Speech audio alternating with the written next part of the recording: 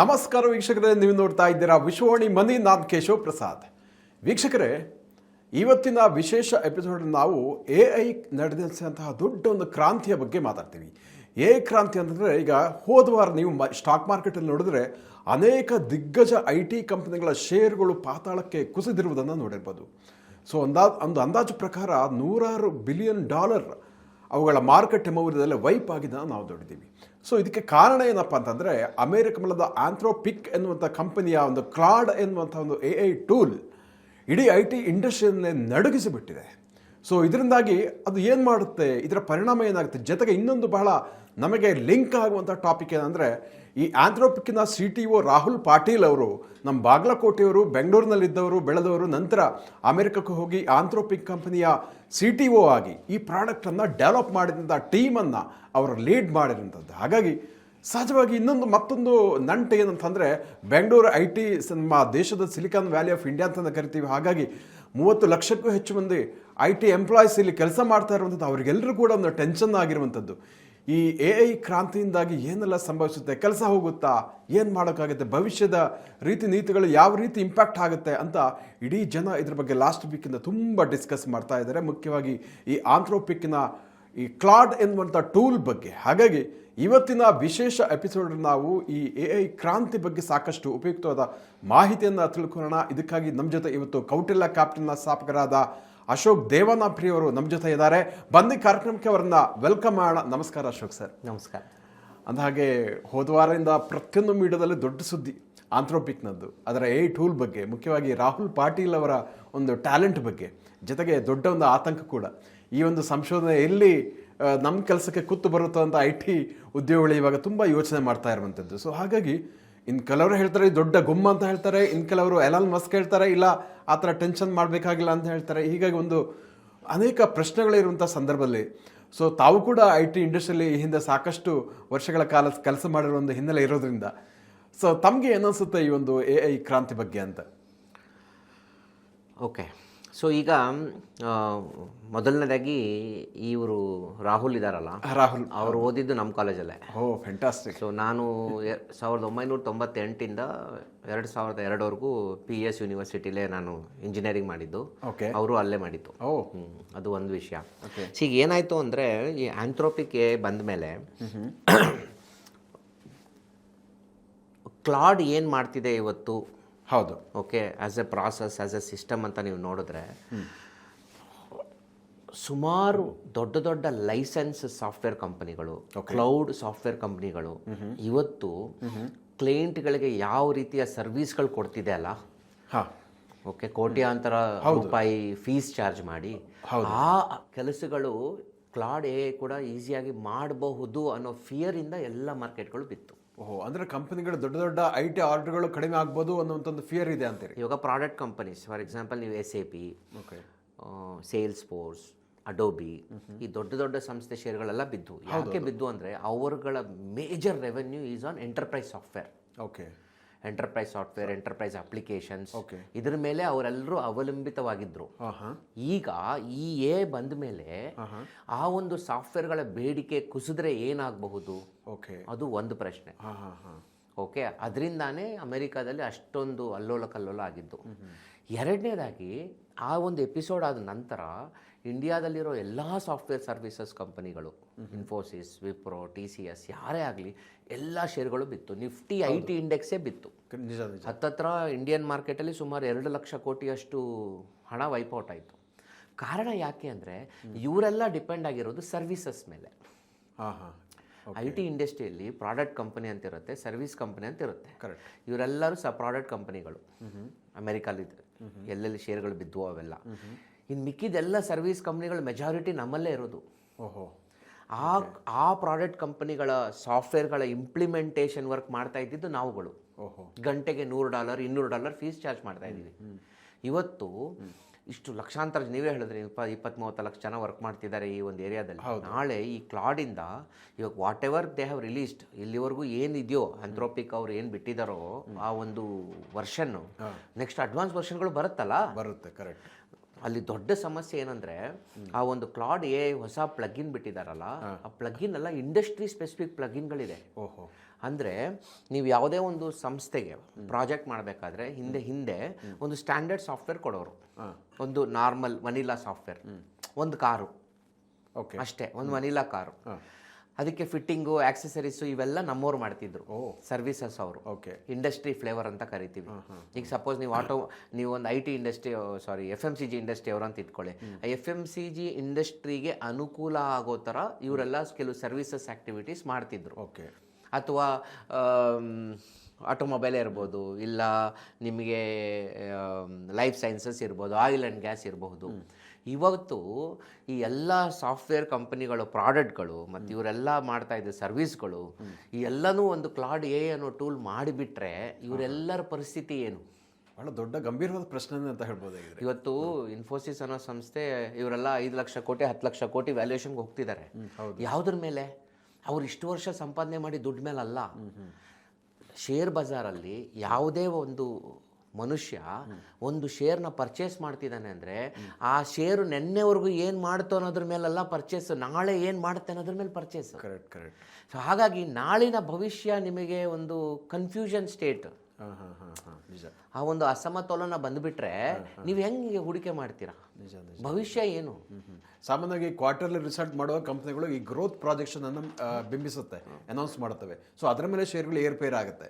So ಅದ್ರ ಮೇಲೆ ಹೊಡೆತ ಬಂದರೆ ಏನು ಅಂತ ನಿಮಗೆ ಗೊತ್ತಿರಲಿಕ್ಕಿಲ್ಲ. 20-25 ವರ್ಷಕ್ಕೆ ಮುಂಚೆ ಒಂದು ಚಿಕ್ಕ ಸಾಫ್ಟ್ವೇರ್ ವರ್ಕ್ ಮಾಡಲಿಕ್ಕೆ ನಮ್ಮಲ್ಲಿ 1 ದಿನ 2 ದಿನ ಟೈಮ್ ತೊಗೊಂಡ್ರೆ 15 ದಿನ 1 ತಿಂಗಳು ಬಿಲ್ ಮಾಡ್ತಿದ್ರು. ಕರೆಕ್ಟ್ ನಿಜ. ಇಲ್ಲೆಲ್ಲ ಹೆಂಗೆ ಅಂದರೆ 1 hour 2 hour ವರ್ಕ್ ಮಾಡೋದು 20 hours ಬಿಲ್ ಮಾಡ್ತಿದ್ರು. ಇವತ್ತು ಈ ಒಂದು ವರ್ಕ್ ಫ್ಲೋ ಬಂದಿದೆ ಅಲ್ಲ, ಇಂಡಸ್ಟ್ರಿ ಸ್ಪೆಸಿಫಿಕ್ ವರ್ಕ್ ಫ್ಲೋಸ್. ಹೌದು.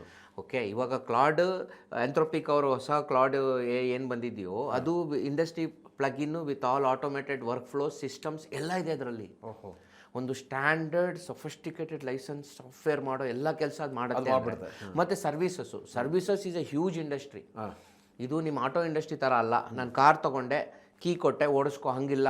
ಸಾಫ್ಟ್ವೇರ್ ಇಂಡಸ್ಟ್ರಿ ಹೆಂಗೆ ವರ್ಕ್ ಆಗುತ್ತೆ ಅಂದರೆ, ಬನ್ನಿ ಕಾರ್ ಬೇಕಾ ನಿಮಗೆ, ಯಾವ ಕಾರ್ ಬೇಕು ನೋಡಿ, ಇಂಜಿನಲ್ಲಿದೆ, ಟ್ರಾನ್ಸ್ಮಿಷನಲ್ಲಿದೆ, ಆಯಿತಾ, ಗೇರ್ ಬಾಕ್ಸ್ ಇಲ್ಲಿದೆ, ಕರೆಕ್ಟ್, ಚಕ್ರಗಳಿಲ್ಲಿದೆ ನೋಡಿ, ಅವರು ಸರ್ವಿಸ್ ಮಾಡೋರು. ನೀವು ಅವ್ರಿಗೆ ದುಡ್ಡು ಕೊಟ್ಟರೆ ಅವ್ರು ಇದೆಲ್ಲ ಅಸೆಂಬಲ್ ಮಾಡಿ ನಿಮಗೆ ಕಾರ್ ಕೊಡ್ತಾರೆ. ಹೀಗೆ ವರ್ಕ್ ಮಾಡ್ತಾ ಇದ್ದಿದ್ದು ಸಾಫ್ಟ್ವೇರ್ ಇಂಡಸ್ಟ್ರಿ ಹಿಂದೆ. ತದನಂತರ ಕ್ಲೌಡ್ ಕಂಪ್ನೀಸ್ ಬಂದು, ನೀವು ಡೈರೆಕ್ಟು ಒನ್ ಟೈಮ್ ಇನ್ವೆಸ್ಟ್ಮೆಂಟ್ ಏನೂ ಮಾಡೋದು ಬೇಡ, ನಮಗೆ ತಿಂಗಳ ಬಾಡಿಗೆ ಕೊಡಿ ಸಾಕು, ನಾವು ಯೂಸರ್ ವೈಸ್ ನಿಮಗೆ ಹಣ ತೊಗೊಳ್ತೀವಿ ಅಂತ. ಈಗ ಬಾಡಿಗೆ ಲೆಕ್ಕದಲ್ಲಿ ದುಡ್ಡು ವಸೂಲಿ ಮಾಡ್ತಾನೇ ಇದ್ದಾರೆ. ಮೆಜಾರಿಟಿ ಕಂಪ್ನಿಗಳ ಮಿನಿಮಮ್ 10% ಟೋಟಲ್ ಇನ್ವೆಸ್ಟ್ಮೆಂಟ್ IT-ಗಳಿಗೆ ಹೋಗುತ್ತೆ.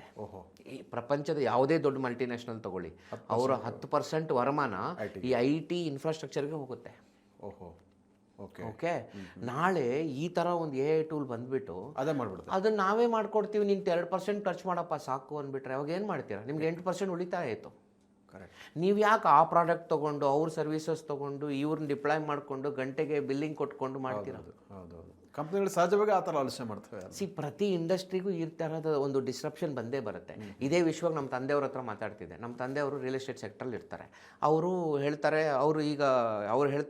ಅವರೊಂದು ವರ್ಕ್ ಮಾಡ್ತಿದ್ದಾರೆ ಇವಾಗ. ಓಕೆ, ಆ ವರ್ಕಲ್ಲಿ ಒಂದು 5 JCB ಬಳಸ್ತಾ ಇದ್ದಾರೆ. ಓಕೆ, ಅವ್ರು ಹೇಳ್ತಾರೆ 5 JCB 500 ಜನ ಕೂಲಿಗಳು ಮಾಡೋ ಕೆಲಸ ಇವತ್ತು ಮಾಡ್ತಿದೆ. ನನ್ನ ಇಂಡಸ್ಟ್ರಿಯಲ್ಲಿ ಈ ಥರ ಬದಲಾವಣೆ ನಾನು 30 ವರ್ಷದಲ್ಲಿ ನೋಡಿಬಿಟ್ಟಿದ್ದೀನಿ. ನಿಮ್ಮ ಇಂಡಸ್ಟ್ರಿಯಲ್ಲಿ ಏನೇನಾಗುತ್ತೋ ಯಾರಿಗೂ ಗೊತ್ತು ಅಂತ. So the future is fearful. ಭವಿಷ್ಯ ಭಯ ತೋರಿಸ್ತಾ ಇದೆ. ಏನಾಗುತ್ತೋ ಅನ್ನೋ ಒಂದು ಆತಂಕ ಇದೆ. ಇದರಿಂದ ಇಂಪ್ಯಾಕ್ಟ್ ಆಗ್ಲೂಬಹುದು, ಆಗದೇನೂ ಇರ್ಬೋದು. ಬಟ್ ಆಗ್ಬೋದು, ಆಗದೆ ಇರ್ಬೋದು ಅನ್ನೋದ್ರ ಮಧ್ಯೆ ಮನುಷ್ಯ ಸಾಧಾರಣವಾಗಿ ಏನಾಗುತ್ತೆ ಅಂತ ಯೋಚನೆ ಮಾಡ್ತಾರೆ, ಹಾಗೆ ಆಗ್ಬಿಡತ್ತೆ ಅಂತ ಭಯ ಪಡ್ತಾರೆ. ಕರೆಕ್ಟ್, ಭಯ ಜಾಸ್ತಿ ಇರುತ್ತೆ. ಒಬ್ಬನಿಗೆ ಪಾಸ್ ಆಗ್ತೀನೋ ಫೈಲ್ ಆಗ್ತೀನೋ ಅನ್ನೋ ಭಯ ಇರೋ ಮನುಷ್ಯನಿಗೆ ನನಗೆ ಪಾಸ್ ಆಗೇ ಆಗ್ತೀನೋ ಧೈರ್ಯ ಅವ್ನಿಗೆ ಬರಲ್ಲ. ಅವ್ನು ಫಸ್ಟ್ ಫೇಲ್ ಆದ್ರ ಮೇಲೆ ಯೋಚನೆ ಮಾಡೋದು. ಹ್ಯೂಮನ್ ಮೈಂಡ್ ಡಿಸೈನ್ ಆಗಿರೋದೇ ಹಾಗೆ. ಸೊ ಈ future is not hopeful, it creates uncertainty. ಆ ಒಂದು ಅನ್ಸರ್ಟನಿಟಿಯಿಂದನೇ ಎಲ್ಲ ಕಂಪ್ನಿಗಳು ಬಿದ್ದಿದ್ದು. ಇದು ಶಾರ್ಟ್ ಟರ್ಮು ಇರಬಹುದು, ಇದಕ್ಕೆ ಅಡ್ಜಸ್ಟು ಆಗ್ಬೋದು. ಆದರೆ this is A serious threat. ಇದರ ನೆಕ್ಸ್ಟ್ ವರ್ಷನ್ನು, ಇನ್ನೂ ನೆಕ್ಸ್ಟ್ ವರ್ಕ್ ಫ್ಲೋಗಳು ಇನ್ನೂ simplified, integrated user management with all analytics, visibility ಎಲ್ಲ ಬಂದುಬಿಟ್ರೆ ನಮಗೆ ಈ ಎಂಟರ್ಪ್ರೈಸ್ ಸಾಫ್ಟ್ವೇರ್ ಕಂಪ್ನಿಗಳ ಭವಿಷ್ಯ ಡೋಲಾಯಮಾನ ನನ್ನ ಪ್ರಕಾರ. ಸೊ ಹಾಗಿದ್ರೆ ಈ ಬೆಂಗಳೂರಿನಲ್ಲಿರುವಂಥ ಲಕ್ಷಾಂತರ ಟೆಕ್ಕಿಗಳು IT ಎಂಪ್ಲಾಯ್ಸ್ ಅವರು ಏನು ಮಾಡಬೇಕು, ಅವರ ಫ್ಯೂಚರ್ ಬಗ್ಗೆ ಯಾವ ರೀತಿ ಒಂದು ಪ್ರಿಪರೇಷನ್ ಮಾಡಬೇಕಾ, ಇದಕ್ಕೆ ಯಾವ ರೀತಿ ತಯಾರಾಗಬೇಕು ಅವರು ಅಂತ ನೋಡಿ, ಜಾಬ್ ಲಾಸ್ ಹೆವಿಯಾಗಿ ಆಗ್ತವೆ. ಓಕೆ, 100% ಜಾಬ್ ಲಾಸಸ್ ಆಗ್ತವೆ. ನನ್ನ ಪ್ರಕಾರ 50% of the jobs that are there today, ಇವತ್ತಿರೋ 50% ಜಾಬ್ಗಳು ಇನ್ನು 10 ವರ್ಷಕ್ಕೆ ಇರಲೆವೆಂಟ್ ಆಗಿಬಿಡ್ತವೆ. ಅದರ ಅವಶ್ಯಕತೆನೇ ಬರೋದಿಲ್ಲ. ಅವರೆಲ್ಲರೂ ರೀಇನ್ವೆಂಟ್ ಮಾಡಬೇಕು. Okay, so there is a saying, ಏನಂತಾರೆ, when your knife becomes blunt because of excess heating, sharpen it ಅಂತ. ಅದೇ ಥರ ಇವ್ರುಗಳು ಅವರ ಸ್ಕಿಲ್ ಸೆಟ್ನ ಅಪ್ಗ್ರೇಡ್ ಮಾಡ್ಕೊಬೇಕು. ಹೆಂಗೆ ಬಳಸ್ಕೋಬೋದು ಇದ್ರ ಬಗ್ಗೆ ಎಲ್ಲ ಅವರು how they can reinvent themselves with a new emerging technologies. ಇವತ್ತು ಕಲಿಯೋದಕ್ಕೆ ಪ್ರಾಬ್ಲಮೇ ಇಲ್ಲ. ನೀವು ಹೋಗಿ ಏನೇ ಕೇಳಿ ಅದೇ ಹೇಳ್ಕೊಡುತ್ತೆ. ನೀವು ಹೇಗೆ ಹೋಗ್ಬಿಟ್ಟು ನಂಗೆ ಈ ಥರ ಸಮಸ್ಯೆ ಇದೆ, ನಾನು ಏನೇನು ಕಲ್ತ್ರೆ ಒಳ್ಳೆಯದು, ಅದೆಲ್ಲ ನೀನೇ ನಂಗೆ ಹೇಳು ಅಂತ you can interact with AI today. So ಕಲಿಯುವಿಕೆಯನ್ನು ಬಹಳ ಈಸಿ ಮಾಡಿಕೊಟ್ಟಿದೆ ಇವತ್ತು. World in that way is democratic. Okay, ಪ್ರಪಂಚವೇ ಒಂದು ವಿದ್ಯಾಭ್ಯಾಸದ ಪ್ರಜಾಪ್ರಭುತ್ವ ಅಂತ ಅನ್ಕೋಬೋದು. ಯಾರೇ ಎಲ್ಲಿ ಕೂತ್ಕೊಂಡು ಪ್ರಪಂಚದ ಯಾವ ಮೂಲೆಯಲ್ಲಿ ಕೂತ್ಕೊಂಡು ಏನು ಬೇಕಾದರೂ ಕಲಿಬೋದು. ಅದು ತುಂಬ ಅದ್ಭುತವಾದದ್ದು. ಕಳೆದ 1000 ಅಲ್ಲ 5000 ವರ್ಷಗಳಲ್ಲಿ ಈ ಥರ ಒಂದು ಆಪರ್ಚುನಿಟಿ ಪ್ರಪಂಚಕ್ಕೆ ಯಾವತ್ತೂ ಸಿಕ್ಕಿರಲಿಲ್ಲ. ನಿಜ. ಓಕೆ, ಬಟ್ ಇದ್ರ ಬದಲು ಭಯ ಪಡೋ ಬದಲು ಇವತ್ತಿಂದನೇ ಪ್ರಿಪೇರ್ ಆಗೋದು ನನ್ನ ಪ್ರಕಾರ ಒಳ್ಳೆಯದು. ಸೂಪರ್. ಇನ್ನು 5 ವರ್ಷಕ್ಕೆ ನನ್ನ ಕೆಲಸ ಇರೋದಿಲ್ಲ, ಅದಕ್ಕೆ ನಾನು ಏನು ಮಾಡಬೇಕು? ಓಕೆ, ಒಂದು ಮಿನಿಮಲಿಸಮ್, ಖರ್ಚುಗಳು ಕಡಿಮೆ ಮಾಡ್ಕೊಬೇಕು, ಶೋಕಿಗಳು ಕಡಿಮೆ ಮಾಡ್ಕೊಬೇಕು, ಅಗತ್ಯ ಇರೋ ವಸ್ತುಗಳು ಮಾತ್ರ ಕೊಂಡ್ಕೊಂಡು. So focus on needs, not on wants. Save money, invest money in markets. Okay, safety ನೋಡ್ಕೋಬೇಕು, ದೊಡ್ಡ ಲೋನ್ಗಳು ತೊಗೊಳ್ಬಾರ್ದು. ಓಕೆ, ನಿಧಾನಕ್ಕೆ ಅವರೊಂದು ಪ್ರೊಫೆಷ್ನಲ್ಲಿ ಇದನ್ನೆಲ್ಲ ಕಲ್ತ್ಕೊಂಡು, ಬಿಕಾಸ್ ಇದು ಯಾವತ್ತೂ ಅವ್ರ ಜಾಬ್ ಮೇಲೆ ಒತ್ತಡ ಬೀಳುತ್ತೋ ಯಾರಿಗೂ ಗೊತ್ತಿಲ್ಲ. ಆದರೆ ಪ್ರಿಪೇರ್ ಇವತ್ತಿಂದ ಆಗೋದು ಒಳ್ಳೆಯದು. ನಿಜ. ಸೊ ಸಂಸ್ಕೃತದಲ್ಲಿ ಒಂದು ಮಾತಿದೆ, ಯುದ್ಧ ಕಾಲೇ ಶಸ್ತ್ರಾಭ್ಯಾಸಂ ಅಂತಾರೆ. ಸೊ ಅದು ಮಾಡಬಾರ್ದು. ಯುದ್ಧ ಬಂದಾಗ ಶಸ್ತ್ರಾಭ್ಯಾಸ, ಯುದ್ಧ ಬರೋದಕ್ಕಿಂತ ಮುಂಚೆನೇ ಇವತ್ತಿಂದಾನೇ ಶಸ್ತ್ರಾಭ್ಯಾಸ ಶುರು ಮಾಡಬೇಕು, ಕಲ್ತ್ಕೋಬೇಕು, ಭಯ ಪಡಬಾರ್ದು. ಓಕೆ, ಬಿಕಾಸ್ ನಾವೆಲ್ಲ ಓದ್ತಿದ್ದಾಗ ನಮ್ಮ ಕೆಲಸ ಸಿಗತ್ತಾ ಇಲ್ವೋ ಹಾಗೆಲ್ಲ ನಾವೇನು ಯೋಚನೆ ಮಾಡಿಲ್ಲ. ಸೊ ಕಾನ್ಫಿಡೆನ್ಸ್ ಕಳ್ಕೊಬಾರ್ದು. ಓದಬೇಕು. ಆ್ಯಂಡ್ ಆ್ಯಸ್ ಯು ಪ್ರೋಗ್ರೆಸ್, ನೀವು ಎಷ್ಟು ಕಲಿತೀರೋ ಅಷ್ಟು ನಿಮಗೆ ಒಳ್ಳೇದು. And it's okay. ಈಗ IT ಇಂಡಸ್ಟ್ರಿ ಹಿಂದಿನ ಕಾಲದಲ್ಲಿ ಪ್ರೀಮಿಯಂ ಇಂಡಸ್ಟ್ರಿ ಅಂತಿದ್ರು. ಆ ಒಂದು ಪ್ರೀಮಿಯಮ್ನೆಸ್ ಇನ್ಮೇಲೆ ಇರೋದಿಲ್ಲ. ಅದು ಒಂದು ಅನದರ್ ಇಂಡಸ್ಟ್ರಿ ಅಷ್ಟೇ. ಬಟ್ ಒಂದು ಬಹಳ ಮುಖ್ಯವಾದದ್ದು AI ಈ ಒಂದು ಇಂಟೆಲೆಕ್ಚುಯಲ್ ವರ್ಲ್ಡೇ ಡಿಸ್ರಪ್ಟ್ ಆಗೋದು. ಆ ಕೋರ್ ಪ್ರೊಫೆಷನ್ಗಳಿಗೆ ಏನೂ ತೊಂದರೆ ಆಗಲ್ಲ. ಈ ರೆಗ್ಯುಲರ್ ವರ್ಕ್ಗಳು ಇರ್ತಾರಲ್ಲ, ಈ ಕಾರ್ಪೆಂಟರ್, ಪ್ಲಂಬರ್, ಡ್ರೈವರ್ ಬಿಡಿ, ನಾವು AI ಡ್ರೈವರ್ ಬಂದುಬಿಟ್ಟಿದ್ದಾರೆ, ಮೇಡ್. ಓಕೆ, ಆಮೇಲೆ ಫಿಸಿಕಲ್ ಟಚ್ ಬರುವಂಥದ್ದು, ಸೈಕಲಾಜಿಕಲ್ ಸಪೋರ್ಟ್ ಕೊಡುವಂಥದ್ದು. ಓಕೆ, ಕೇರಿಂಗ್, ಈ ಥರ ಒಂದು ಎಮೋಷ್ನಲ್ ರಿಲೇಟೆಡ್ ರೋಲ್ಗಳು, ಇವು ಯಾವುದಕ್ಕೂ ಕೂತು ಬರಲ್ಲ. ಅವೆಲ್ಲಕ್ಕೂ ಡಿಮ್ಯಾಂಡ್ ಜಾಸ್ತಿ ಆಗ್ತವೆ. ಇದು ಇನ್ನೊಂದು ಆಯಾಮ ಅಂತಲೇ ಹೇಳಿ ಮುಂದೆ ಬರೋ ದಿನಗಳಲ್ಲಿ. ಇದು ನನ್ನ ಅನಿಸಿಕೆ. Okay, great. ಸೊ ನಮ್ಮ ವೀಕ್ಷಕರಿಗೆ ಇಷ್ಟೊತ್ತು ಈ ಆಂಥ್ರೋಪಿಕ್ನ ಕ್ಲಾಡ್ ಸಾಫ್ಟ್ವೇರ್ ಸೃಷ್ಟಿಸಿರುವಂತಹ ಒಂದು ಅಲ್ಲೋಲ ಕಲ್ಲೋಲ ಮತ್ತು ಮುಂದಿನ ಭವಿಷ್ಯದ ಬಗ್ಗೆ ಆಗ್ತಾ ಇರುವಂಥ ಚರ್ಚೆ ಮತ್ತು ಸಾಧ್ಯತೆಗಳ ಬಗ್ಗೆ ಸಾಕಷ್ಟು ಉಪಯುಕ್ತವಾದ ಒಳನೋಟವನ್ನು ಕೊಟ್ಟಿದ್ದೀರಾ. ಜೊತೆಗೆ ಟೆಕ್ಕಿಗಳಿಗೆ ಯಾವುದೇ ಕಾನ್ಫಿಡೆನ್ಸ್ ಕಳ್ಕೊಳ್ಬೇಕನ್ನೋ ಅಗತ್ಯ, ಬಟ್ ರೀಇನ್ವೆಂಟ್ ಮಾಡುವಂಥದ್ದು ಬಹಳ ಮುಖ್ಯ ಅನ್ನುವಂಥದ್ದು. ಸೊ ಬಹಳ ಉತ್ತಮವಾದ ಸಂದೇಶವನ್ನು ಕೂಡ, ಗೈಡೆನ್ಸ್ ಕೂಡ ನೀಡಿದ್ದಕ್ಕಾಗಿ ಧನ್ಯವಾದಗಳು. ವೀಕ್ಷಕರೇ, ಇಂತಹ ಮತ್ತಷ್ಟು ಉಪಯುಕ್ತ ವಿಡಿಯೋಗಳಿಗೆ ವಿಶ್ವವಾಣಿ ಮನಿ ಯೂಟ್ಯೂಬ್ ಚಾನಲನ್ನು ವೀಕ್ಷಿಸಿ ಮತ್ತು ಸಬ್ಸ್ಕ್ರೈಬ್ ಮಾಡಿ. ವಂದನೆಗಳು.